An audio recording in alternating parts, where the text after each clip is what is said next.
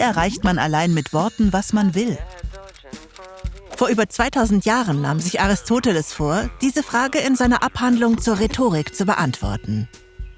Laut Aristoteles ist Rhetorik die Kunst, die nutzbaren Mittel der Überzeugung zu erkennen. Heutzutage wenden wir Rhetorik auf alle Kommunikationsformen an. Aristoteles konzentrierte sich allerdings auf Reden und beschrieb 3 Gattungen des überzeugenden Vortrags. Die forensische oder juristische Rhetorik stellt Fakten und Urteile über die Vergangenheit fest, ähnlich wie Detektive am Tatort.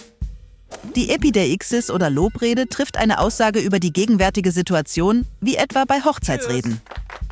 Veränderungen bewirkt man durch die Beratungsrede oder Symboleutikon. Statt auf die Vergangenheit oder die Gegenwart zielt die Beratungsrede auf die Zukunft. Politiker nutzen diese Form, wenn sie über neue Gesetze und ihre möglichen Folgen diskutieren. Wie damals, als Ronald Reagan davor warnte, dass die Einführung von Medicare zu einer sozialistischen Zukunft führen würde, in der wir unseren Nachkommen ständig erzählen würden, wie einst in Amerika die Menschen noch frei waren. Aber es ist auch die Redekunst der Aktivisten, die auf Wandel drängen. Wie Martin Luther Kings Traum, dass seine Kinder eines Tages in einer Nation leben würden, in der man sie nicht nach ihrer Hautfarbe beurteilt, sondern nach ihrem Charakter.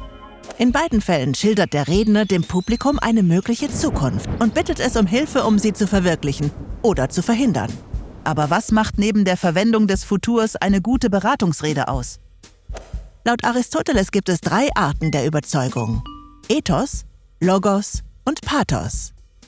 Mit Ethos überzeugt man die Zuhörer von seiner Glaubwürdigkeit. 1941 begann Winston Churchill seine Rede vor dem US-Kongress mit folgenden Worten: Mein Leben lang war ich in vollem Einklang mit den Gezeiten, die auf beiden Seiten des Atlantiks gegen Bevorzugung und Monopole anbrandeten.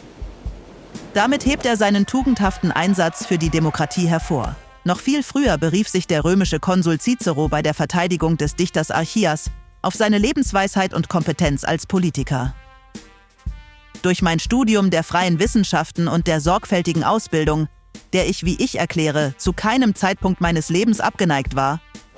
Zuletzt kann man auch Desinteresse zeigen. Das heißt, dass man nicht aus Eigennutz handelt.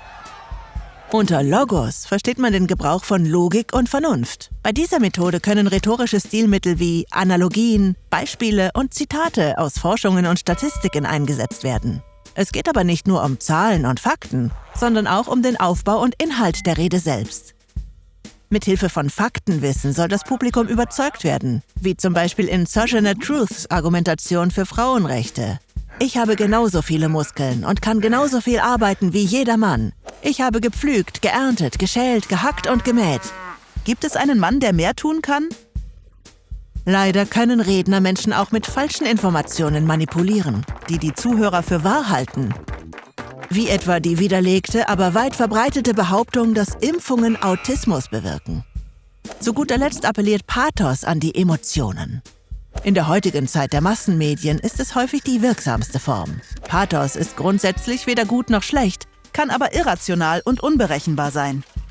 Pathos kann Menschen zum Einsatz für Frieden bewegen, sie aber auch zum Krieg anstiften. Die meisten Werbungen, von Kosmetika, die versprechen, unsere körperlichen Makel zu kaschieren, bis zu Autos, die uns ein Gefühl von Macht verleihen, beruhen auf Pathos.